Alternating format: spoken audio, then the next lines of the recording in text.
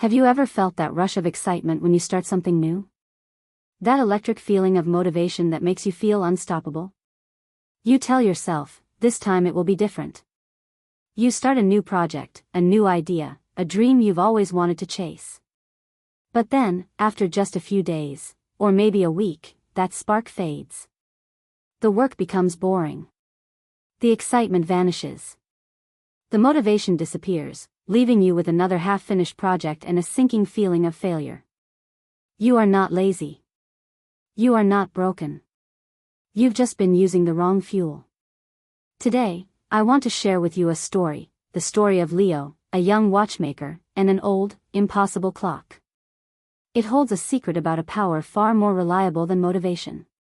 A quiet, unstoppable force that guarantees you will finish what you start, no matter how boring, hard, or frustrating the work feels. Stay with me. By the end of this story, you'll discover a lesson that might change the way you approach your work, your dreams, and your life. The young watchmaker. Leo inherited a small, dusty shop from his father, who had been one of the most skilled watchmakers in the country. The shop was filled with tiny tools, magnifying glasses, and the gentle ticking of dozens of clocks. Leo was extremely talented. He understood the tiny gears and springs that made each watch tick. But Leo was impatient. He found the day-to-day work boring. Fixing a pocket watch, replacing a battery, or polishing a tiny gear felt beneath him. His real passion lay in invention. His sketchbook overflowed with grand, elaborate clocks, some with spinning planets, others with moving figures that would dance on the hour. These were the clocks that fueled his excitement. When he worked on these designs, he felt unstoppable. But whenever he hit a difficult problem, a gear that wouldn't fit or a spring that broke, his excitement evaporated. Frustration would take over, and the project would be abandoned. He was always chasing the next brilliant idea. Because of this, his father's shop began to fail. Dust gathered on the counters, and loyal customers stopped coming. The once lively sound of ticking clocks was replaced by silence. The impossible clock. One morning, an elderly, wealthy man entered the shop. He placed a beautiful, silent grandfather clock on the counter. Its dark polished wood and engraved brass made it a masterpiece. "My father left me this clock," the man said softly. "It hasn't ticked in 50 years.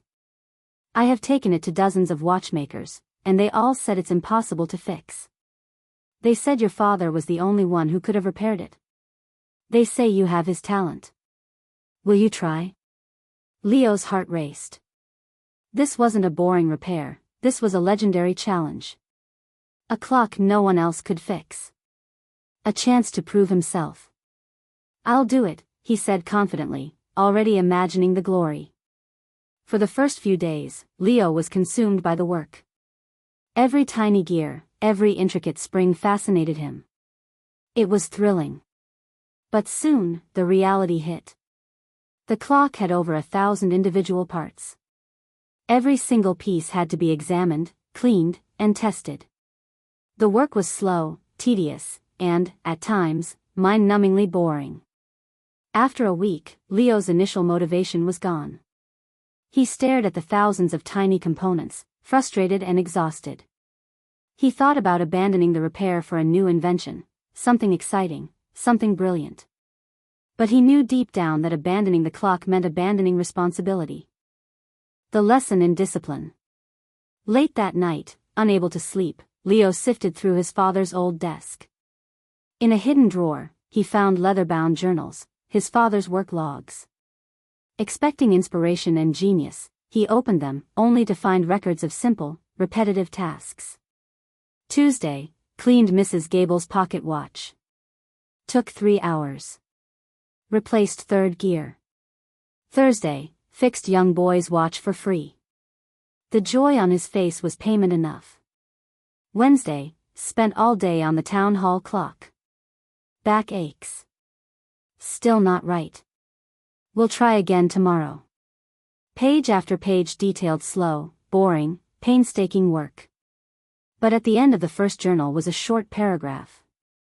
"A man who works only when inspired will be a man of many beginnings and no endings." Great clocks do not tick because they are inspired. They tick because they are built correctly.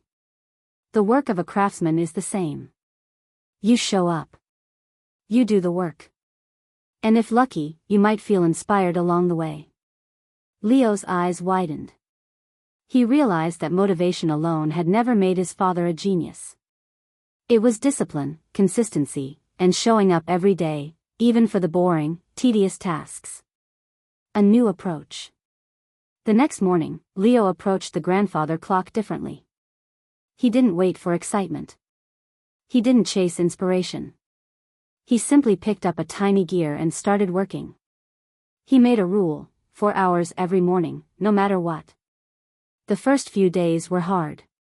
His mind screamed for novelty, for brilliance, for excitement.